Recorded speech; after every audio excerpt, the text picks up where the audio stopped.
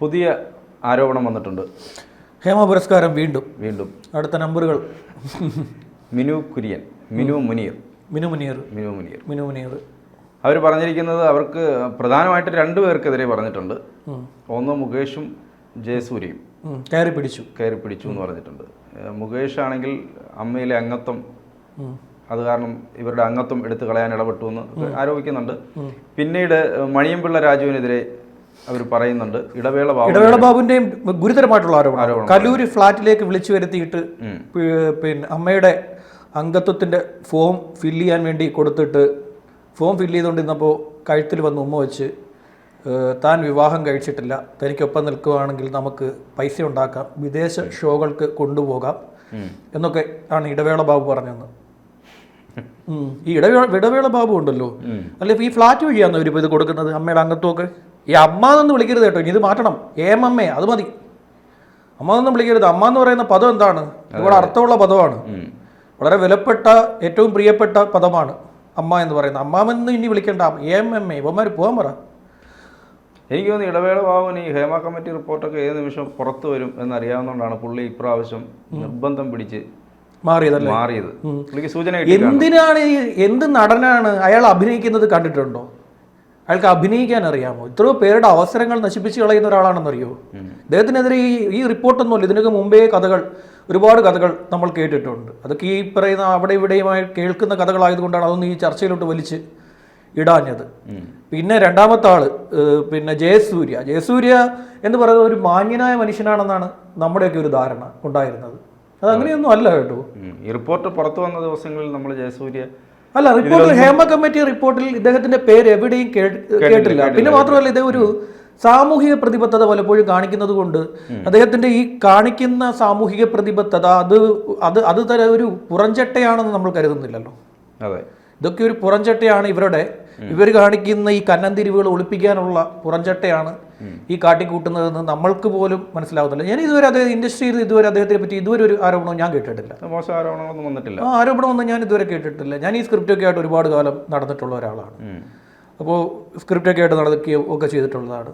അപ്പോൾ പലപ്പോഴും ഒരുപാട് സെറ്റുകളിലൊക്കെ പോയിട്ടുണ്ട്. ഒരുപാട് സിനിമാക്കാരുമായിട്ട് അറിയാവുന്ന ഒരാളാണ്. മാത്രമല്ല, ഞാൻ ഫിലിം ബീറ്റ് കൂടെ ക്രൈം ബീറ്റിനൊപ്പം തന്നെ ഫിലിം ബീറ്റ് കൂടി കൊച്ചി കൈകാര്യം ചെയ്തുകൊണ്ടിരുന്ന റിപ്പോർട്ടറാണ്. അപ്പോൾ എനിക്ക് ഈ ഫിലിം ബീറ്റ് എന്ന് പറഞ്ഞാൽ സിനിമ വാർത്തകൾ. അപ്പോൾ എനിക്ക് ഒരുപാട് സിനിമക്കാരെയൊക്കെ അറിയാവുന്ന, എനിക്ക് ഒരുപാട് പേരെ അറിയാം, ഒരുപാട് പേര് സംസാരിക്കാറുണ്ട്. പല കഥകളും ഞാൻ കേട്ടിട്ടുണ്ട്, പക്ഷേ ഇദ്ദേഹത്തെക്കുറിച്ച് കേട്ടിട്ടില്ല. പിന്നെ മുകേഷ് നമുക്കൊരു സ്പെഷ്യൽ എപ്പിസോഡായിട്ട് എടുക്കാം. അത് കുറച്ചുകൂടെ കഴിയട്ടെ. അത് ജയസൂര്യയുടെ ദേ ഇങ്ങോട്ട് നോക്കി എന്ന് പറയുന്ന സിനിമയാണ്. അതെ, ദേ ഇങ്ങോട്ട് നോക്കി എന്നല്ലേ. ആ സിനിമയുടെ ഷൂട്ടിംഗ് നടക്കുന്ന സമയത്താണ് ജയസൂര്യ പിന്നിൽ നിന്ന് കയറി പിടിച്ചു എന്നാണ് അവർ പറയുന്നത്. വേറൊരു നടിയുടെയും ഞാനിങ്ങനെ നമ്മൾ ഇന്നലെ സംസാരിച്ചത് തൊടുപുഴ ഷൂട്ടാണ്, അതും ഇദ്ദേഹമാണ്. ഞാനത് നോക്കി. ഈ മിക്ക ആളുകളും പോയി ഏത് സൂപ്പർ സ്റ്റാർ ആണെന്ന് അറിയാൻ വേണ്ടിട്ട് ഇന്നലെ തപ്പിയല്ലേ? ഞാനും പോയി തപ്പി. മമ്മൂട്ടിയാണോ, മോഹൻലാലാണോ, പൃഥ്വിരാജാണോ? അല്ല, മമ്മൂട്ടി അല്ല. ഈ ഊഹാപോഹങ്ങൾ പറഞ്ഞു വെക്കാൻ പാടില്ല. ഊഹാപോഹങ്ങൾ പറഞ്ഞു വെച്ച് കഴിഞ്ഞാൽ ഈ പറയുന്ന പോലെ മറ്റ് ആളുകളെ കുറിച്ച് ആളുകൾ തെറ്റിദ്ധരിക്കും. ഞാൻ ഇന്നലെ ഈ സിനിമയിലെ ഒരു പ്രൊഡക്ഷനുമായി ബന്ധപ്പെട്ട് നിൽക്കുന്ന ഒരു അദ്ദേഹത്തെ, എനിക്ക് പരിചയമുള്ള അദ്ദേഹത്തെ ഞാൻ വിളിച്ച് ഞാനിങ്ങനെ സംസാരിച്ചു. ഈ വിഷയത്തെക്കുറിച്ച് സംസാരിച്ച് പറഞ്ഞത് ഇദ്ദേഹമാണെന്ന് പറഞ്ഞു. ജയസൂര്യാണ്. പിഗ്മാൻ എന്ന് പറഞ്ഞ മൂവിയാണ്. പിന്നെ 2013 മറ്റോ ആണ്. 13 ഇവരും പറയുന്നത് 2013. കുഴപ്പങ്ങളൊക്കെ കാണിക്കുന്നത് 2013 കാലഘട്ടത്തിലാണ്. പിന്നീട് ഇങ്ങോട്ട് മറ്റേ നടിയുടെ കേസ് വന്നതിന് ശേഷം ഇവരൊക്കെ ഇന്ന് ഒതുങ്ങിയതാണെന്ന് തോന്നുന്നു. അപ്പോൾ ഞാൻ ചോദിച്ചപ്പോൾ അദ്ദേഹം പറഞ്ഞു ഇതുപോലെയാണെന്ന് പറഞ്ഞു. പിന്നെ അദ്ദേഹത്തിൻ്റെ തന്നെ തൃശ്ശൂർ പൂരം എന്ന സിനിമയുടെ സെറ്റിൽ നടന്ന കുറേ കഥകൾ കൂടി ഇദ്ദേഹം എന്നോട് പറഞ്ഞു. കുറേ കഥകൾ കൂടി ഇന്നലെ എന്നോട് പറഞ്ഞു. ഏതാണ്ട് അരമണിക്കൂറോളം ഇന്നലെ അദ്ദേഹം എന്നോട് സംസാരിച്ചു. അപ്പോൾ അദ്ദേഹം കുറേ കഥകൾ, തൃശ്ശൂർ പൂരം എന്ന് പറയുന്ന സിനിമയുടെ സെറ്റിൽ നടന്ന കുറേ കാര്യങ്ങളും. അപ്പം ഇത് കേട്ട് കഴിഞ്ഞപ്പോൾ ഞാൻ ചോദിച്ചു, ഇതൊക്കെ എന്താണ് ഇത്തരം ഇദ്ദേഹത്തിൻ്റെ പേര് ഇതുവരെ ഇപ്പോൾ എന്തുകൊണ്ട് പുറത്തു വരുന്നില്ല? ഇതിനിടയ്ക്കൂടെ ഞാനൊരു സംഭവം പറയുന്നത് ഇങ്ങനെ ഓർത്ത് വന്നപ്പോഴാണ്. അവിടെ നമുക്കൊരു ആർട്ടിസ്റ്റ് ഉണ്ട്, അപ്പോൾ അവിടെ നമ്മുടെ നാട്ടിൽ. അപ്പോൾ അദ്ദേഹം ഒരു വൻ വിജയമായൊരു സിനിമയാണ്. അപ്പോൾ ആ സിനിമയിൽ നായകനും നായികയും അവർ പിന്നീട് കല്യാണം കഴിച്ചു. അവർ കാറിൽ പോകുന്ന ഒരു സീനുണ്ട്. അതായത് ഒരു മന്ത്രിയായി സത്യപ്രതിജ്ഞ ചെയ്തിട്ട് ഭാര്യയായി പ്രേമിക്കുന്ന പെണ്ണിനെ വിളിച്ചിറക്കിക്കൊണ്ട് പോവുകയാണ്. അദ്ദേഹം മന്ത്രിയായി. അദ്ദേഹം പിന്നെ മന്ത്രിയുടെ ഔദ്യോഗിക വസതിയിലേക്ക് പോവുകയാണ്. അപ്പോൾ ആ അത് കാറിൽ പോകുന്ന ഒരു ലയൺ പറ എന്തിനാ ഒളിപ്പിക്കുന്നേ?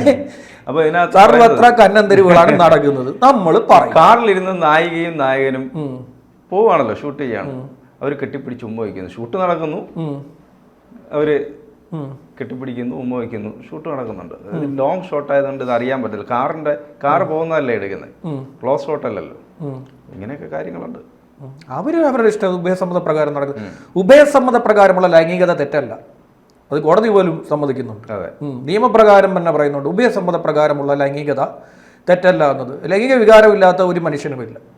അപൂർവം ചിലർക്ക് എന്താ പറയുക, ഈ പറയുന്ന പോലെ സന്യാസ ജീവിതവും അത് പല പല പല മതത്തിൻ്റെ ഇതിൽ ഭാഗത്ത് നിൽക്കുന്നവരാണെങ്കിലും ആത്മീയ ജീവിതം നയിക്കുന്നവരിൽ ചിലർക്കൊക്കെ അതിനെ ഓവർകം ചെയ്ത് പോകാൻ സാധിച്ചിട്ടുണ്ട്.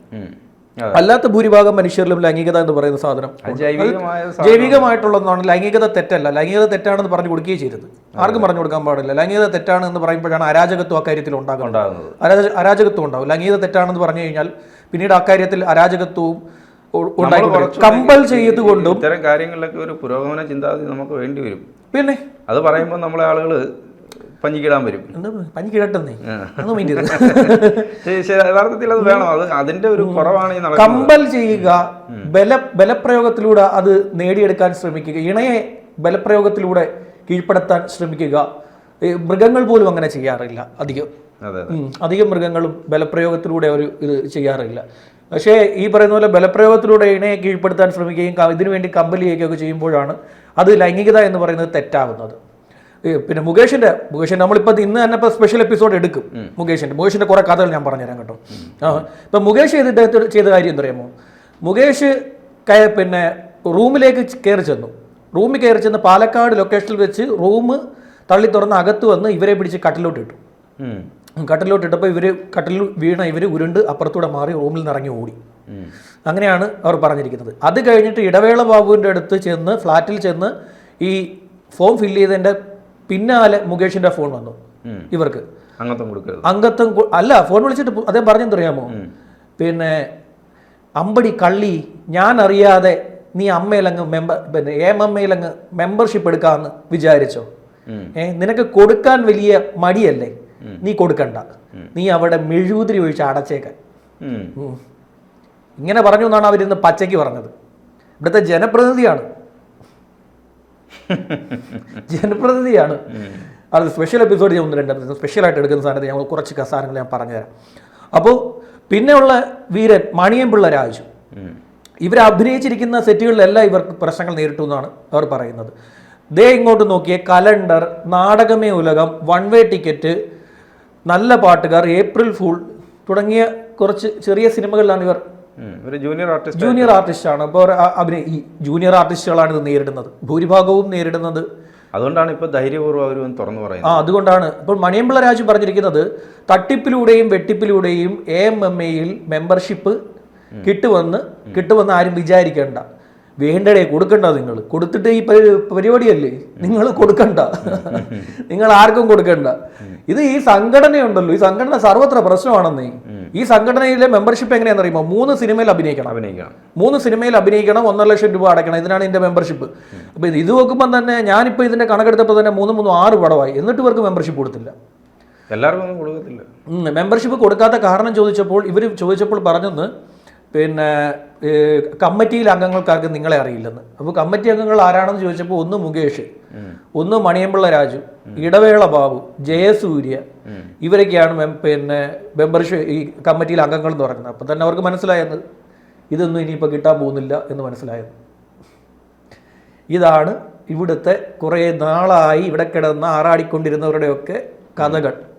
അപ്പോൾ ഇവരൊക്കെ എന്താ ചെയ്തതെന്നറിയാമോ? ഈ തട്ടിപ്പും വെട്ടിപ്പും ഇങ്ങനെയുള്ള കയ്യിലിരിപ്പുള്ളവരിൽ ഭൂരിഭാഗം പേരും ഒരു പുറംചട്ട എഴുത്താണിയും സമൂഹത്തിന് മുന്നിൽ ഒരു മൂടുപടം എടുത്തണിഞ്ഞുകൊണ്ടാണ് ഇവർ നടക്കുന്നത്. അപ്പോൾ നമ്മൾ എന്ത് കരുതും? ഇവർ വളരെ പെർഫെക്റ്റ് ആണ് എന്നുള്ളത് കരുതും. ഞാൻ നേരത്തെ ഇപ്പോഴും ഞാൻ പറയുന്നു, ലൈംഗികമായിട്ടുള്ള താല്പര്യം ഇല്ലാത്ത മനുഷ്യരില്ല. ലൈംഗികത എന്ന് പറയുന്നത് തെറ്റല്ല. ഉഭയസമ്മതപ്രകാരമുള്ള ലൈംഗികത തെറ്റല്ല എന്ന് സുപ്രീം കോടതി വരെ പറഞ്ഞിട്ടുണ്ട്. അത് അനുവദിച്ചു കൊടുക്കുകയും ചെയ്തിട്ടുണ്ട്. അതുകൊണ്ടാണ് ഞാൻ നേരത്തെ തന്നെ പറയുന്നത്, ഇവിടുത്തെ ഒരു ഹോട്ടലുകളിലും ഈ പറയുന്ന പോലെ ഇമ്മോറൽ ട്രാഫിക് എന്ന് പറഞ്ഞിട്ടുള്ള പരിശോധന ഇപ്പോൾ ഇല്ല. പോലീസ് അത് നടത്താറില്ല. പെൺവാണിഭം നടക്കുകയാണെങ്കിൽ മാത്രമേ പോലീസ് ഇപ്പോൾ കേസെടുക്കാറുള്ളൂ. പിന്നെ ലഹരി മാഫിയ സംഘങ്ങൾക്കെതിരെ ഉള്ള അതിനെ അടിസ്ഥാനപ്പെടുത്തിക്കൊണ്ടാണ് ഇവിടെ റെയ്ഡുകളും പരിശോധനയും. പെൺവാണിഭവും അതുപോലെ തന്നെ ഇത്. അതായത് പെൺവാണിഭം എന്ന് പറഞ്ഞാൽ ശരീരത്തിന്റെ വിൽപ്പന, അത് തെറ്റാണ്, കേസാണ്. അത് ശരീരം വിൽക്കുക എന്ന് പറയുന്നത് മറ്റൊരാളുടെ ശരീരത്തെ കാശിന് മറ്റൊരാൾ വിൽക്കുക. ഒരാളുടെ ശരീരത്തെ മറ്റൊരാൾ കാശിന് വേണ്ടി വിൽക്കുന്നു. അതേസമയം തന്നെ സ്വന്തം ശരീരത്തെ വിൽക്കുന്ന ഇതുപോലും തെറ്റല്ല.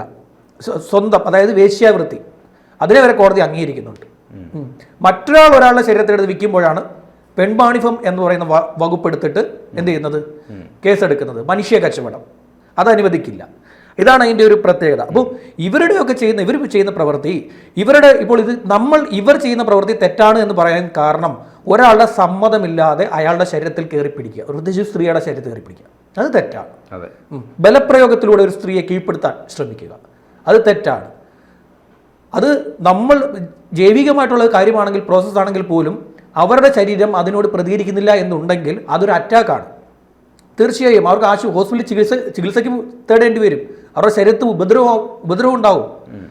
അങ്ങനെ ഒരു പല പ്രശ്നങ്ങളും ഇക്കാര്യത്തിലില്ലേ. അപ്പോൾ ഇവർക്ക് ഇപ്പോൾ എന്താ പറയാ, ഇവർ സിനിമകളിൽ വലിയ ധാർമ്മികത എടുത്തു വെച്ച് അലക്കുകയും പിന്നെ നേരെ തിരിച്ച് ജീവിതത്തിൽ ഇതിന്റെ നേരെ വിപരീതം തിരിച്ച് അതാണ് ഇതിനകത്ത് ചെയ്യുന്നത്. അതായത് സ്വന്തം തൊഴിലിടത്തെ സ്ത്രീകളെ സ്വന്തം ആവശ്യത്തിന് വേണ്ടി ബലപ്രയോഗത്തിലൂടെ കീഴ്പ്പെടുത്തുക, അവർക്ക് അത് ലഭിച്ചില്ല എന്നുണ്ടെങ്കിൽ അവസരം നശിപ്പിക്കുക, കരിയറിനെ നശിപ്പിച്ച് കളയുക.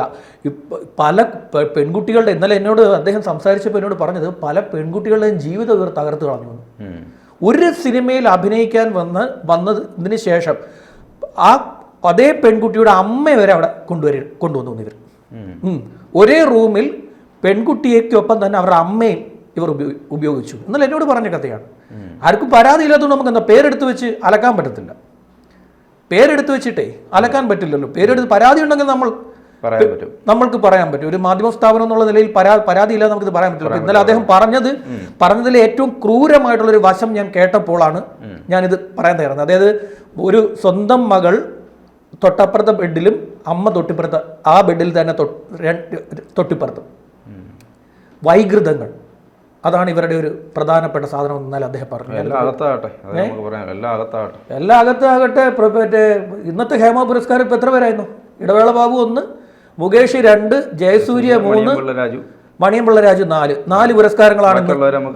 ബാക്കിയുള്ള പുരസ്കാരങ്ങൾ പുറത്തിറങ്ങട്ടെ. ഹേമ പുരസ്കാരം ഇങ്ങനെ വ്യാപകമായി നടക്കട്ടെ. അപ്പോൾ നമ്മൾ അന്ന് അദ്ദേഹത്തെ ന്യായീകരിച്ചതിൽ ഇന്ന് പ്രേക്ഷകരോട് മാപ്പ് പറയും.